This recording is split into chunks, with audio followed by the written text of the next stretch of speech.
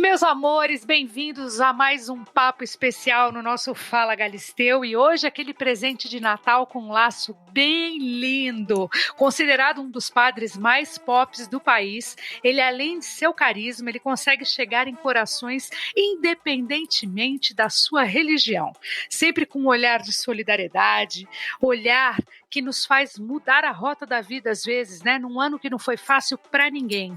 Hoje nós vamos falar de novos tempos, onde a esperança por dias melhores se renova. Com a gente, Padre Juarez, o arroba dele no Instagram, @Padre Juarez com Z. E agora é a vez dele. Eu tenho um babado pra te contar, amiga. Lembra daquele vestido que eu comprei? Você não vai acreditar o que meu marido falou ontem. Sério. Fala, Galisteu.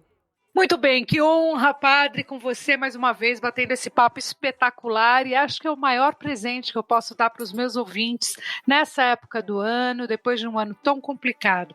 Padre, esses dias eu ouvi uma frase do Papa: Senhor, o que quiserdes, como quiserdes e quando quiserdes, eu só te peço que esteja comigo a cada passo que eu der. Sendo assim, por que nós somos envolvidos em tanto medo?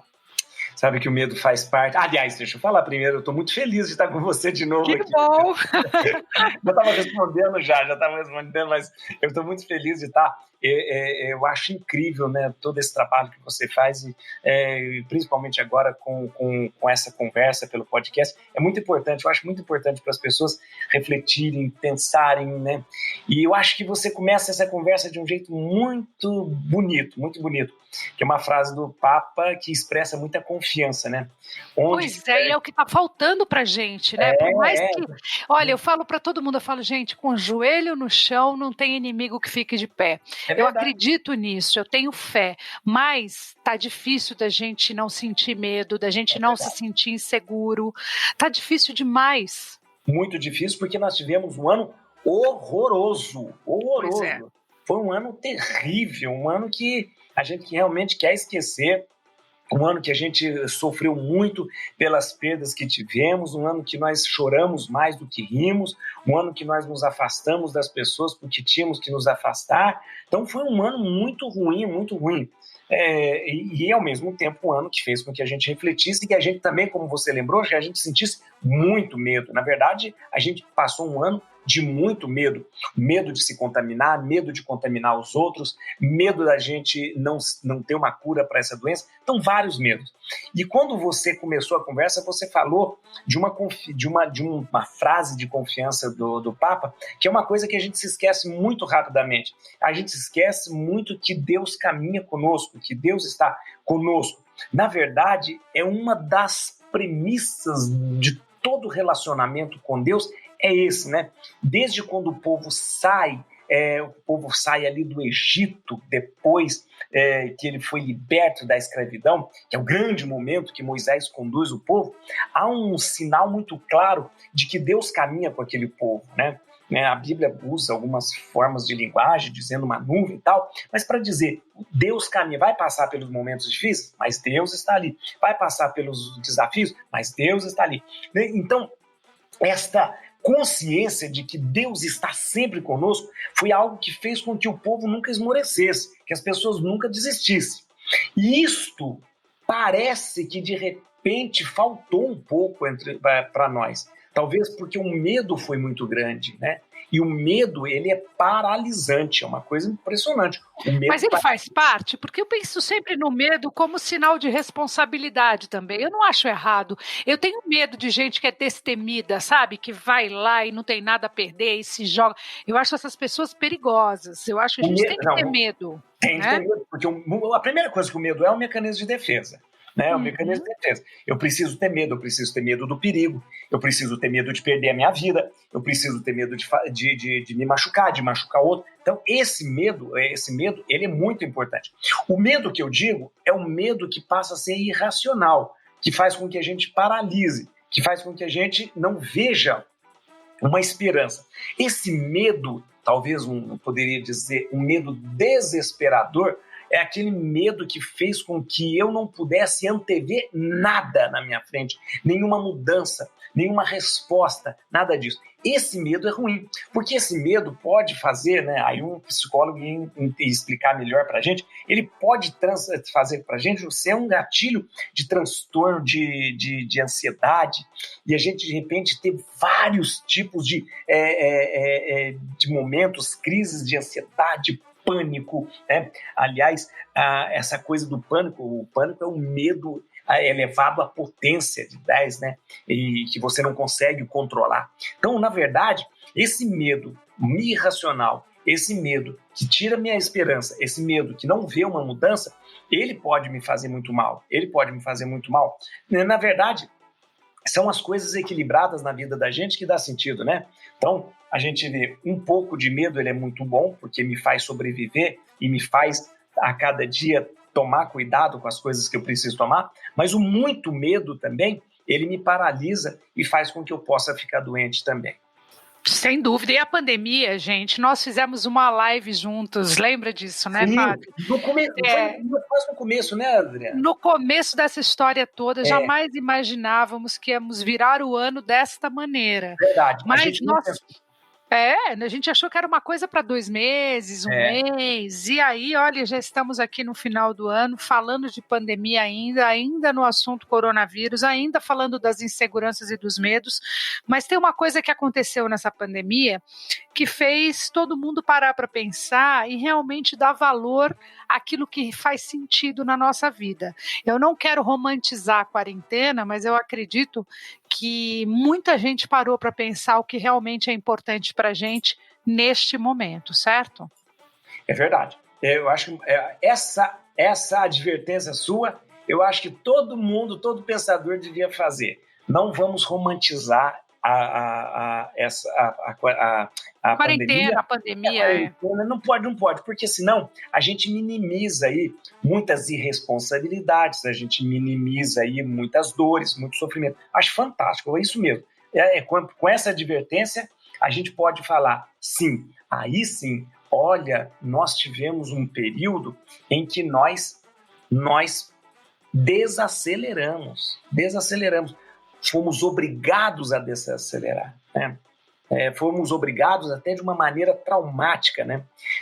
Olhar para dentro da gente, né? Porque nesse momento de desacelerar, acho que a gente percebeu o tamanho da nossa solidão, o tamanho das nossas dores, ou às vezes aquilo que a gente achava que era um problema, a gente percebeu que não era um problema, que era possível consertar. Esse tempo que nós tivemos para nós, eu acho que é um tempo valioso e que a gente ainda vai sentir falta dele.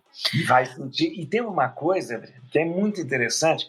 Esse ano nós experimentamos a dependência do outro. Quando a gente fala da dependência do outro, a gente gosta de ser muito autossuficiente e a gente não gosta de depender das pessoas. Então a gente sempre acha que não depende das pessoas, que na verdade a gente pode fazer o que quiser, a gente faz quando quiser e a gente acha que a gente não depende. Nós tivemos uma experiência nesse ano de que nós não conseguimos viver sem o outro. Isso é muito bonito, nós não conseguimos viver sem as pessoas. Por que nós temos tanta vontade de encontrar, de abraçar, de estar junto? Quebramos a quarentena, corremos o risco de sermos contaminados. Por quê? Porque nós não conseguimos viver sem o outro. Talvez seja a grande consciência que a gente precisa ter. A gente sempre acha que é muito bom ficar sozinho, é muito bom ficar na minha casa, eu não preciso de ninguém, eu não preciso dos outros, né? Porque quando a gente fala de precisar dos outros, a gente mais ou menos abre a nossa guarda e como se a gente fosse limitado e dependente do outro. Mas foi tão fantástico ver que a gente precisa do outro.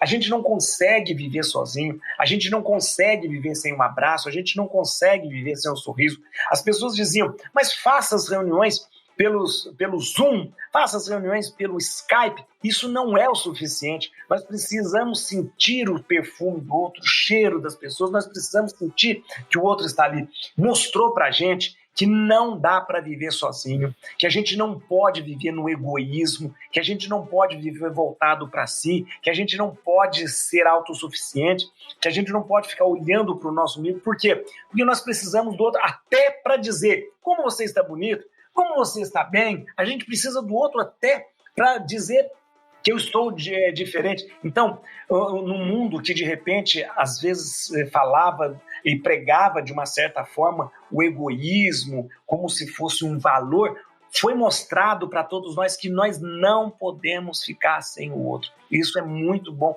A gente precisaria tomar como lição e nesse momento perceber, eu não posso. Essa história que a gente não foi feito para ser sozinho, que a gente não é uma ilha, que sempre foi visto como... Que ninguém é feliz sozinho, não é? Não tem? Então, isso é verdade, nós não conseguimos, nós precisamos das pessoas, né? E a quarentena e esse tempo de pandemia fez com que a gente pudesse precisar do outro, né? As pessoas começaram a inventar até roupas de plástico para poder abraçar. Veja só que ponto nós... Verdade. Né? Olha, é verdade. A gente desprezava um abraço, né? Nós desprezávamos um abraço, um sorriso, o estar com outro, né? Fingíamos, não, hoje eu não posso. A pessoa convidava a gente para um jantar, para alguma coisa. Eu não posso hoje. Hoje nós estamos pedindo que as pessoas nos convidem para estar juntos. Eu já falei algumas vezes isso, sabe? Olha que coisa curiosa. Antes nós tínhamos todo mundo, mas a gente não tinha tempo. A correria é danada. De repente, você agora tem todo o tempo do mundo, mas não tem as pessoas. Não tem as pessoas. Aí a gente percebe. Então, a vida da gente é para quê? A vida da gente só tem sentido quando a gente vive com o outro. Quando a gente vive pelo outro, que a gente vive interagindo, brincando, sorrindo, conversando e falando, né? E isso é impressionante, é verdade. Temos todo o tempo do mundo e não temos as pessoas que a gente queria que estivesse ali junto com a gente, né? Ou seja, talvez esse tempo tenha mostrado para a gente, todo o tempo de aspereza, todo o tempo de crise sempre mostra alguma coisa para a gente, e esse tempo mostra de uma maneira muito especial para a gente. Eu preciso do outro. Você acha que a gente rezou mais na pandemia? Eu tenho a sensação que a gente só reza quando o cinto aperta, sabe? Porque no dia a dia a gente vai falando, ai meu Deus, me ajuda aqui, vai indo, mas rezar mesmo, de ajoelhar, de pedir, é só quando o cinto aperta. Eu tô errado ou eu tô certo? Não, você tá certo.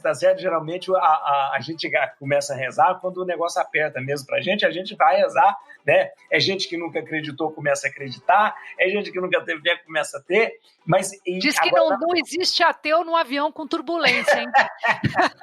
É verdade. E você sabe que nesse tempo as pessoas rezaram-se mais. Eu percebi uma coisa, é interessante, eu percebi que uma das coisas que logo no início da pandemia, a primeira coisa, pelo menos aqui em São Paulo, que foi fechado, foi justamente as missas presenciais, né, na igreja. Foi pedido, o arcebispo pediu, não se faz. Eu celebrei durante 4 meses sozinho dentro da igreja, a gente transmitia pela internet, e eu percebia como as pessoas participavam da missa, assistiam à missa, que era um absurdo, eram visualizações. Eu falei, meu Deus do céu, imagina quantas pessoas. Por quê? Porque havia uma necessidade da oração, uma necessidade de se ligar. Aí volta naquilo que a gente estava falando. Quando nós tínhamos, nós não valorizávamos, né?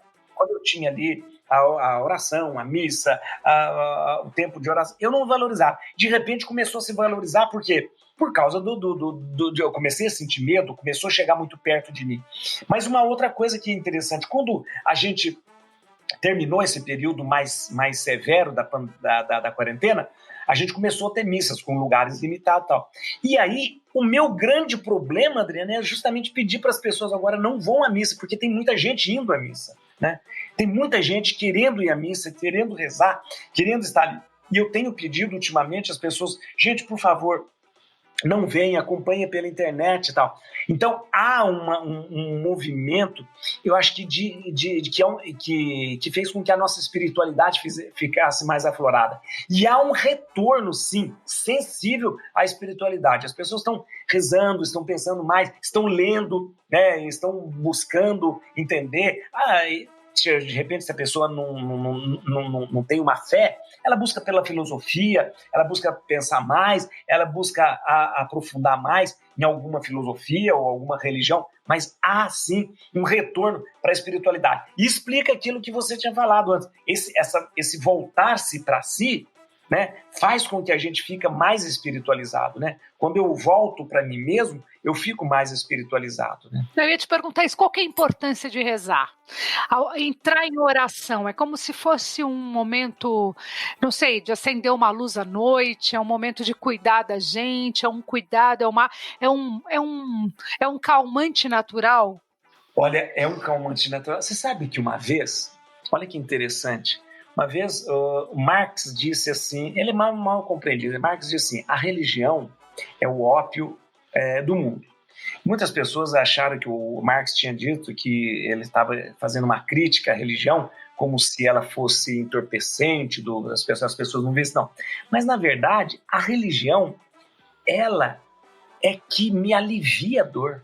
Ela tira a aspereza da coisa doída.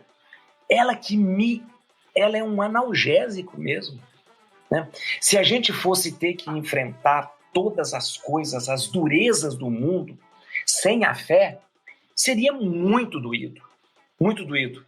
Então, a religião, seja ela qual for, a religião, ela consegue fazer com que doa menos viver, né? A religião consegue tirar, como eu disse, essas arestas da nossa existência e faz com que eu tenha uma vida mais gostosa. Por quê? Porque a religião tem essa capacidade de enxugar as lágrimas.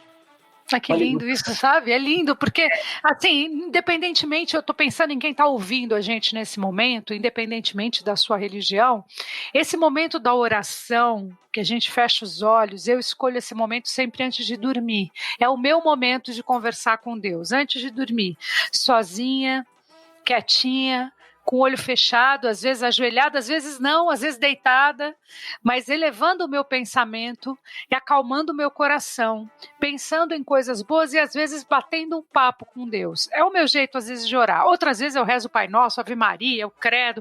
Cada dia eu sinto de um jeito e uma necessidade diferente. Tudo vale a pena? Esse jeito de conversar, essa coisa na hora de dormir, ou só vale a pena mesmo quando a gente faz aquela oração que a gente aprendeu na igreja desde sempre? Não. Olha, sabe que a oração, na verdade a palavra, eu gosto muito das palavras, né? E a palavra rezar, em inglês é to pray, né? Prier em francês, é muito bonito quando a gente lembra que a oração, a rezar é pedir. A coisa mais linda é quando a gente pede para o outro, pede para Deus. Porque quando você pede, você se desarmou completamente e disse, eu não posso fazer nada, mas você pode fazer tudo. Por isso que a gente pede alguém. Quando a gente pede a ajuda de alguém, é porque a gente disse o seguinte, eu não vou fazer mais, é você que vai fazer. Porque eu não sei e eu não posso. Então a oração, na verdade, é um jeito de dizer para Deus, meu Deus, olha, eu estou aqui, eu não sei como, eu não posso, porque eu sou pequeno, eu sou pó e você é tudo. Então, é o exercício da humildade no sentido real da palavra. Isso, né? Por quê? Porque se eu não preciso, eu não peço. Não peço. Se eu mesmo resolvo as coisas, eu não peço. Eu tenho um problema. Eu mesmo vou resolver? Então, para que eu vou pedir? Pedir ajuda para o outro, pedir para o outro e pedir para Deus? Para quê? Para que eu vou pedir? Não. Agora, quando eu não posso, quando eu não sei, quando eu não consigo, eu peço. Então, a oração é isso. A oração é um momento em Deus, diante de Deus, dizer, estou aqui, sem nada, sem poder, não consigo, não sei. Por isso eu venho te pedir. É um momento de entrega plena. E aí, esse momento, você faça da maneira que você quiser, cantando. Você pode fazer, de repente, conversando, na verdade, com um grande amigo que você tem, que é ele. Você pode rezar uma oração que alguém te ensinou um dia. Você pode pegar um livro de oração e rezar, né? Mas aquele momento, o que importa é a sua atitude. A sua atitude diante de Deus de dizer, Senhor, eu preciso, eu não posso. Senhor, eu tenho medo, me ajuda. Senhor, eu não consigo resolver isso, resolve para mim. Senhor, eu não consigo saber o que eu faço, então me diga. É um momento de se diminuir e se aniquilar diante de Deus, se tornar nada diante de Deus, para Deus ser tudo na nossa vida. Esta é a oração. Como você vai fazer, o método que você vai usar, não importa. Como você diz, posso rezar um credo, posso rezar uma Ave Maria, o Pai Nosso, pode rezar um livro, pode rezar, posso só pensar, posso fazer silêncio, né? O silêncio é uma oração maravilhosa. Agora, o que importa é essa atitude. E isso é importante a gente lembrar. Eu preciso ter um tempo de oração no meu dia. Seja ele 5 minutos, 10 minutos, 1 hora mesmo. Não, mas um dia eu tenho que ter. Eu não posso passar o meu dia sem um tempo de oração. Eu paro, como você disse, você faz quando vai dormir. Né? Tem gente que faz quando quando acorda. Ou então no meio do dia, depois que as crianças foram para a escola. Né? Ou então depois que você está em paz e aí na sua casa não tem ninguém. Mas escolha um lugar, isso é importante, um lugar e o tempo, o espaço e o tempo. Olha, é aqui nessa poltrona, então vou fazer, é na minha cama, é aqui nesse cantinho, eu acendo uma vela, porque a vela também me ajuda a rezar, eu olho para uma imagem, então isso é importante, mas eu preciso ter aquele tempo meu e de Deus, seja 5 minutos, pode contar no relógio, mas vai ser o meu tempo com Deus. Isso é importante, porque isso revigora, sabe? Que isso revigora a minha espiritualidade e até o meu sistema imunológico também, dizem os médicos, dizem os cientistas, que quando a gente reza, quando a gente confia, quando a gente tem fé, o sistema imunológico da gente libera o corpo libera ocitocina, endorfina, e libera e o nosso sistema imunológico responde a isso. Então é muito importante. Não tenho dúvida disso, padre, porque você sabe que a gente passou bem pertinho dessa doença, né, com a minha sogra, você acompanhou no início, ela ainda está se recuperando dessa doença, porque o coronavírus ele bate em cada pessoa de um jeito diferente, não somos iguais, então ele deixa rastros difíceis, mas a gente está chegando lá e a gente se reuniu em oração todos os dias e conversando com os médicos, a gente no hospital descobrimos coisas incríveis, por exemplo, os próprios médicos disseram para a gente que os pacientes que oram, que têm família, que rezam por ele, muitas vezes eles saem da doença de um jeito diferente. Eles acabam mais rapidamente se curando, curiosamente. Olha que a gente ouviu isso dos médicos. E isso é uma verdade. Então, assim, tem aqueles pacientes que às vezes a família não visita, que fica mais tempo sozinho, que não tem essa relação familiar, ficam sozinhos ali, normalmente as pessoas mais velhas, independentemente da doença. Não estou falando especificamente do coronavírus, não. Eu estou falando de essas pessoas idosas que às vezes são esquecidas nos seus asilos ou nos hospitais e ninguém vai visitar, essas pessoas elas têm muito mais dificuldade de se recuperar do que aquela pessoa que tem a oração por perto, que tem a família pedindo por perto. Isso é pesquisado e provado em hospital. Sim. Existem pesquisas vastíssimas sobre o poder da pessoa que tem, sobre a pessoa que tem fé e que reza, e que ela tem ali todo o sistema imunológico dela e de defesa reage de uma maneira. É muito importante ela dizer o seguinte, olha, tanto é que muitas doenças, os médicos são muito peremptórios de dizer assim, olha, gente, eu vou fazer minha parte, agora o resto da parte de vocês é rezar. Eles dizem assim, é rezar. É verdade. Mundo, né? Eu vou fazer a minha parte, a medicina vai fazer a parte dela, tá, e agora nós vamos todo mundo rezando. E é importante porque que a gente precisa compreender, os médicos já compreenderam isso há muito tempo, que nós não somos só corpo. Existe uma complexidade em nós, corpo, alma, espírito, né? Que não é separado também, como se fosse camada separada, que não é assim. Aliás, nunca a teologia e nunca toda a teologia, toda a igreja, nunca viu isso separadinho, o corpo de um jeito, a alma de outro. Não. Nós somos esse complexo corpo-alma, né? Corpo-alma que interage. Então, o que vai na minha alma afeta o meu corpo, o que vai no meu corpo afeta a minha alma. Então, isso é muito, muito importante. A gente precisaria, nós ocidentais não somos muito ligados nisso, né? Nós ocidentais somos pragmáticos, né? Olhamos o corpo como o grego olhava, soma, né, que é uma palavra grega para o corpo, só o corpo, a sua funcionalidade, como ele funciona e tal. Isso nos deixou longe da espiritualidade, de ver o corpo nessa completude, essa coisa da corpo, alma, né, que a gente, quando a gente está rezando, quando a gente medita, quando a gente faz algum tipo de carinho na nossa alma, isso reflete no corpo, né? Estou dizendo que os orientais têm muito mais presente isso, o Zen budismo faz muito disso, o hinduísmo trabalha muito com essa questão da meditação, né? Trazendo isso e fazendo com que isso venha sobre o meu corpo. E o contrário também é verdade. Quando eu faço alguma coisa que machuca o meu corpo, quando eu não cuido do meu corpo, quando a minha alimentação é ruim, isso prejudica a minha alma, prejudica o meu ser. E nós precisamos de entender que existe ali essa ligação muito grande mesmo do corpo, alma, que não dá para separar. Por isso é muito importante, né, eu manter a minha saúde mental, eu manter a minha saúde espiritual junto com a minha saúde do corpo.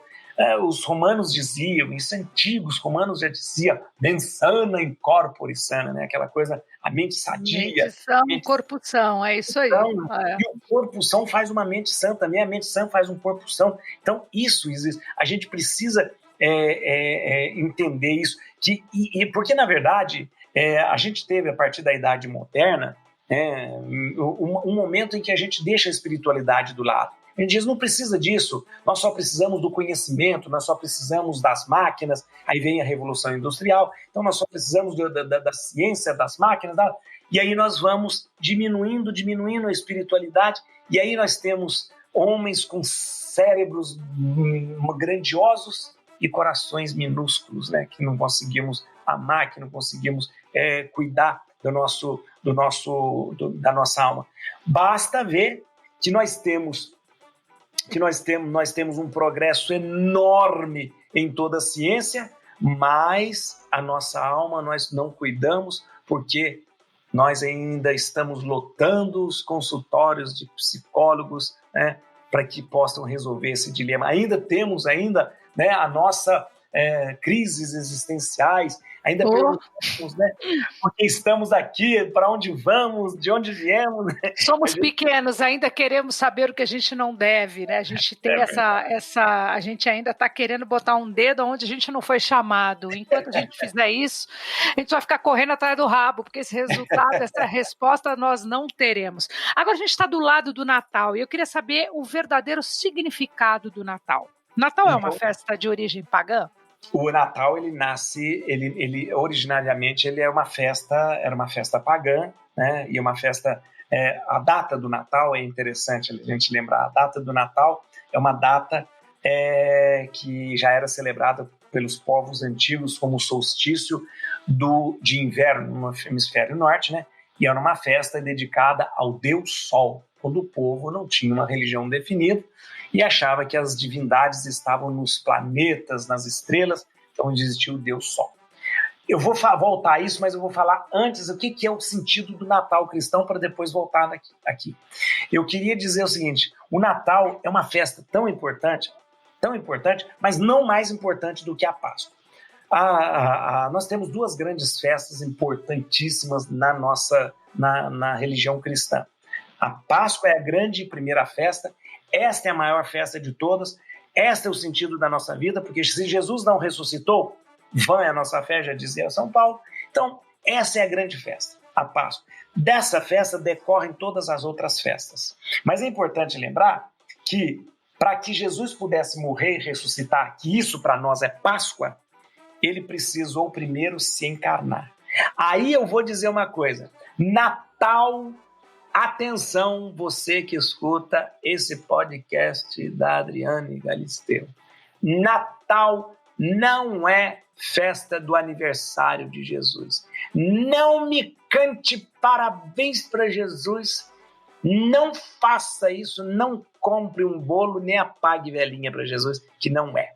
Aniversário de Jesus seria muito pouco e pequeno demais, porque a festa do Natal é a festa da encarnação. O que é? Deus que desce do céu e vem no nosso meio, vem no nosso tempo e na nossa história. Ele intervém no nosso tempo e na nossa história. É claro que para ele fazer isso, ele precisou nascer. Mas o foco dessa festa do Natal não é o nascimento, é a presença de um Deus apaixonado por nós, que de tão apaixonado deixou o céu e veio morar conosco, morar. Ele sentiu as nossas dores, ele sentiu o que a gente sente, foi igual a nós em tudo, menos no pecado. E então ele tinha uma carne como a nossa, que ele precisou dessa carne quando ele veio no ventre de Nossa Senhora e tomou ali a nossa carne com a constituição cromossômica, fenóptica, genóptica de Maria, e aí ele nasceu. Mas o Natal é esta festa estupenda em que Deus, ele vem até nós. Né? A gente começamos falando sobre isso. Até você falou dessa coisa do aniversário, porque na verdade, na antiguidade, né, o Natal ele era comemorado em várias datas diferentes, porque não se sabia com exatidão a data do nascimento de Jesus, certo? Não, a data, né, então, aí o que é? Aí eu volto naquilo naquela pergunta que você tinha feito. Para a gente comemorar essa intervenção de Deus, a igreja achou por bem que a gente deveria lembrar que ele nasceu. Ora, quando ele nasceu, provavelmente, pelo relato bíblico do recenseamento que a gente tem, dados históricos, provavelmente Jesus tenha nascido em abril por ali. Provavelmente Jesus tenha nascido em abril. Mas a igreja pegou uma data para dizer: essa é a data que nós vamos celebrar, o momento em que ele nasce no nosso meio. Por que a igreja faz isso? Porque a igreja estava, na verdade, quando você começa a evangelizar e a cristianizar toda a Europa, todos os lugares, você não pode destruir a fé das pessoas, não pode estragar a fé das pessoas, mas purificar. Então, já existia uma festa chamada do solstício de inverno, festa do sol invicto, no solstício de inverno, que era o dia que o sol estava mais longe da terra. Ainda o sol está mais longe da terra, e essa festa era festejada pelos pagãos como a festa do sol invictus, do sol invencível. Então é como se o sol estivesse afastando da terra, porque ele fica muito longe, aí quando vê ele volta de novo para a terra, então o sol invencível. E aí a igreja diz o seguinte: gente, sabe quem é o sol invencível? Sabe quem que dá vida, quem dá calor, quem é luz para nós? É Jesus, gente. Então, essa festa do sol invencível é a festa para Jesus. É a festa que Jesus chega aqui como a luz, como o sol verdadeiro. E a igreja, então, passou a celebrar no dia 25 de dezembro, que é o dia do solstício de inverno no hemisfério norte, a data do nascimento de Jesus, quando o próprio Deus vem à Terra. Gente, isso é uma loucura que a gente passa ano e sai ano, e a gente tem que ouvir agora que a gente cantou parabéns, comemorou dia 25 como o nascimento de Jesus. Como a gente ainda tem tanto para aprender, né, padre? Nossa Senhora, em relação à história é linda, né? E as pessoas podem falar assim: mas por que não celebra o aniversário, ou não celebra o nascimento em outro momento? Você celebra quando você quiser. Se você quiser, por exemplo, se no seu aniversário caiu na quarta-feira, você fala: gente, eu não vou comemorar a quarta-feira, eu vou fazer uma festa no sábado, tudo bem? Então, porque você comemora o dia que você quiser, né? Então, assim, também se fez. O fato é, Deus veio aqui. E que dia que nós comemoramos? Comemoramos num momento que é bonito para nós lembrarmos que Ele é o sol da nossa vida, Ele é o sol invencível. Agora é fato que Jesus nasceu na pobreza, no estábulo, Sim. Mas hoje o Natal tornou-se uma festa importante para negócios. Sim, Como é que a gente administra esse presente, o Papai Noel, os valores, a quantidade de dinheiro que se gasta para fazer uma ceia? Na verdade, a festa, os símbolos natalinos, eles precisariam ser vividos na sua essência mesmo, né? Nós temos símbolos maravilhosos que me lembram o Natal. Só que a gente vai pendurando um monte de coisa ao lado desses símbolos, eles vão ficando caríssimos, eles vão ficando difíceis, né? E aí, de repente, o Natal começa a ficar inacessível para muita gente. Mas os símbolos natalinos, por exemplo, o símbolo da luz. A luz é importante, porque o Natal é chamado até pelos gregos de Fotismos, a festa da luz, a luz que vem, é Jesus que vem, né? Então, por isso que a gente põe muita luzinha. A gente tem um símbolo natalino, o pinheirinho, né? Apontando para o céu como uma seta, cheio de bolas, lembrando os frutos que eu preciso produzir nesse tempo. Então são símbolos que precisam receber de novo o sentido. O próprio Papai Noel, que é o São Nicolau, Papai Noel é São Nicolau, um bispo da região de Mira, na Ásia Menor, um bispo maravilhoso, que ele, na verdade, São Nicolau, ele é Nicolau, né? Ele era um bispo que ele passava na noite de Natal deixando dinheiro na casa das pessoas e principalmente na casa de moças que não tinham dinheiro para o dote, né? Para o dote, né? Então, não tinham dinheiro para o dote. E isso era um problema, uma moça não ter um dinheiro para o dote, ela não podia casar, se ela não podia casar, ela passava fome. E Nicolau, ele fazia esse tipo de coisa. Na verdade, Nicolau é uma figura impressionante porque ele representa a generosidade, a doação. Tanto é que na língua eslava, Nicolau, São Nicolau é Sinterklaas, que em inglês acabou sendo chamado de Santa Claus. Santa Claus, que é São Nicolau, né? São Nicolau, né? Na verdade, São Nicolau é essa figura. Então, nós temos vários símbolos do Natal que podem ser vividos, que podem ser celebrados, sem fazer com que, de repente, o Natal se torne, como eu disse, uma festa inacessível. É ruim mesmo. Você está falando, de repente, o Natal ficou uma festa muito comercial?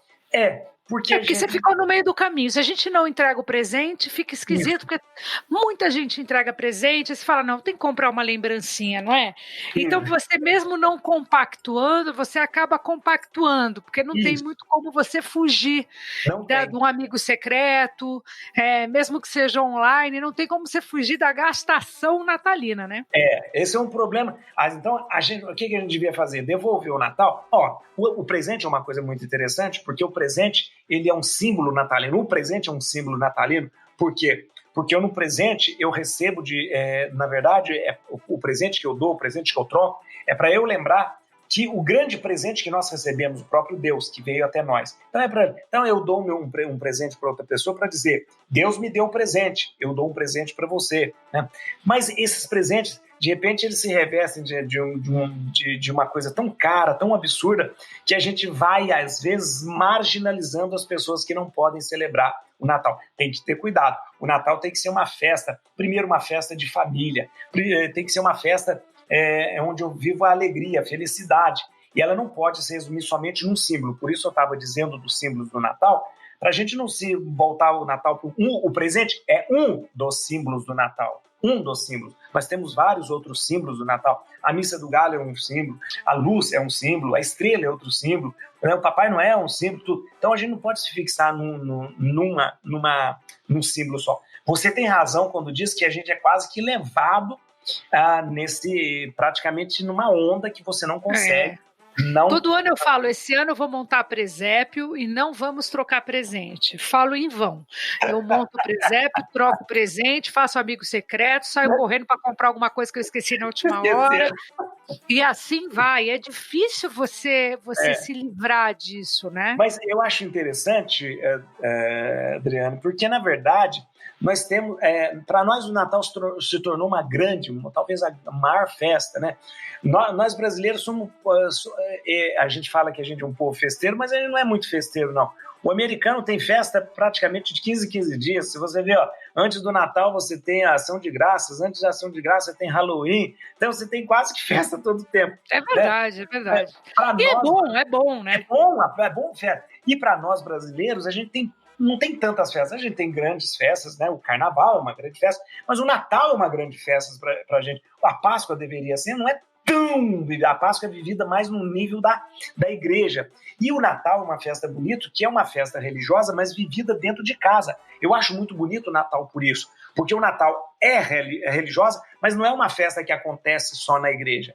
É uma festa que sai da igreja e vem para dentro de casa, que se faz ceia, que se faz jantar, que troca presente. Então a gente traz a alegria, né, da fé né, na fé, porque é Jesus que está nascendo, né, ali para dentro da casa. Esse sentido do Natal é interessante porque ele tem essa capacidade de envolver as pessoas, talvez nesse clima de final de ano, que as pessoas já acabaram, já fizeram todas as suas, já terminaram os compromissos, né? A gente está fazendo coisa para o ano que vai começar. Então esse clima de que terminamos o ano, vamos começar um novo ano, ele deixa o Natal revestido de um caráter mais festivo. Esse ano, né, Adriane, vai ser um Natal diferente, um Natal com menos pessoas, um Natal que a gente não vai aglomerar, mas um Natal que vai ser tão feliz quanto os outros natais. Eu não tenho a menor dúvida disso, começando por esse presente que eu estou dando para os meus ouvintes aqui do Fala Galisteu, que é um presentaço te ouvir. Você fala de religião, você fala de Deus de um jeito que conforta os nossos corações, independentemente da nossa religião. Eu acho isso tão importante, porque se tem uma coisa que o mundo precisa é de mais amor, Sim. de mais solidariedade, de mais tranquilidade. É lindo de falar, mas na prática a gente acaba pulando isso, não sei por quê. Eu queria até lembrar qual é a passagem da Bíblia que fala que o que a mão direita faz, a esquerda não come. Como é que é isso? Isso é o que a mão direita faz, a esquerda não precisa saber. Exatamente. Isso é importante. Por exemplo, isso é importante. É um texto do Evangelho de Mateus, Mateus capítulo 6. Eu queria falar sobre isso só um pouquinho, porque nessa pandemia, como eu falei, longe de mim romantizar a quarentena e a pandemia, mas eu comecei a olhar muito mais para os outros, para os meus problemas, e comecei a reparar o quanto a gente precisa melhorar. Eu comecei a apertar alguns botões de mudança dentro de mim. E aí comecei a fazer coisas que, por exemplo, eu nunca fiz. Eu comecei a entregar marmitas na rua, todos os domingos com a minha equipe para as pessoas em situação de rua, porque por causa da situação aumentou muito a quantidade de gente que mora na rua.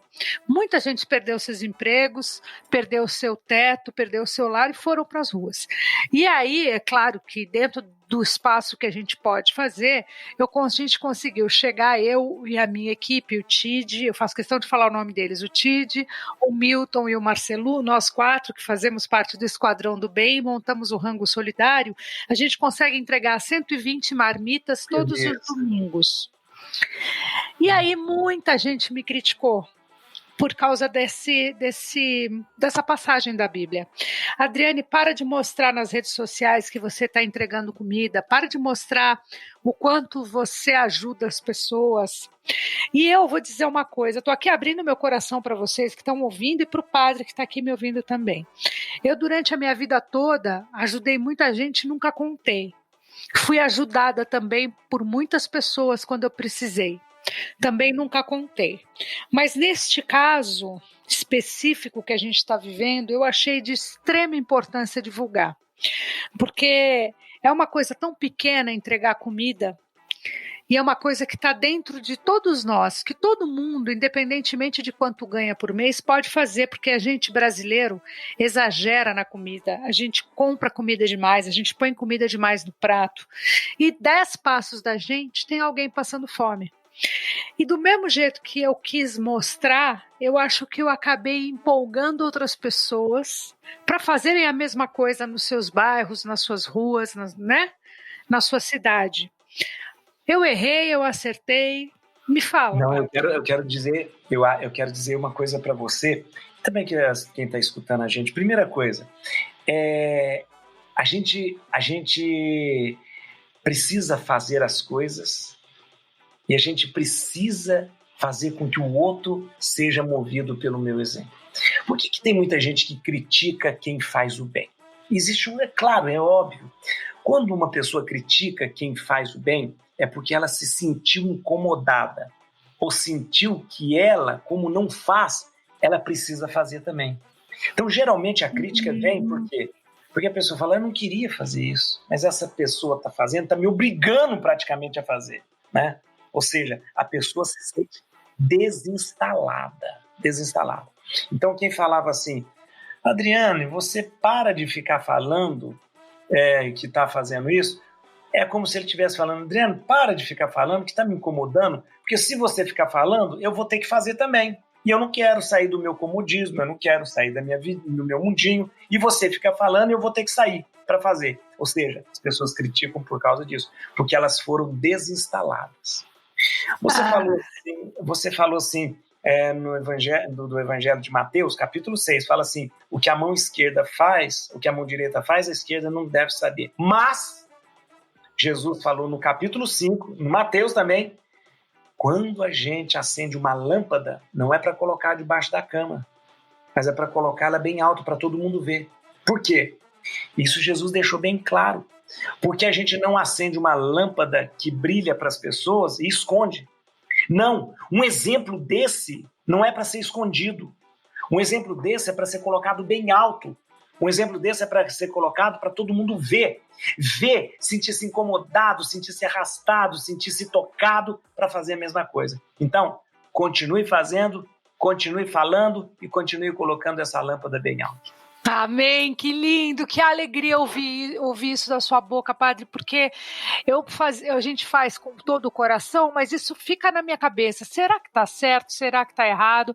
Eu sempre segui o meu coração nessa hora, eu acho que fazer o bem só faz bem, para quem faz, para quem recebe, para quem está vendo, eu não consigo achar um problema e não consigo criticar alguém que faça qualquer coisa que seja para ajudar o outro e que faça propaganda disso, eu não acho nada disso um problema. Eu acho que a gente está vivendo momentos dificílimos e que a gente deve sim usar o nosso tempo, o nosso dinheiro e o que a gente pode para ajudar quem a gente precisa, né? Que está aqui na nossa frente. Você não precisa mais andar muito para encontrar alguém que está precisando, não. 3 passos da sua casa você encontra alguém que está morrendo de fome, infelizmente.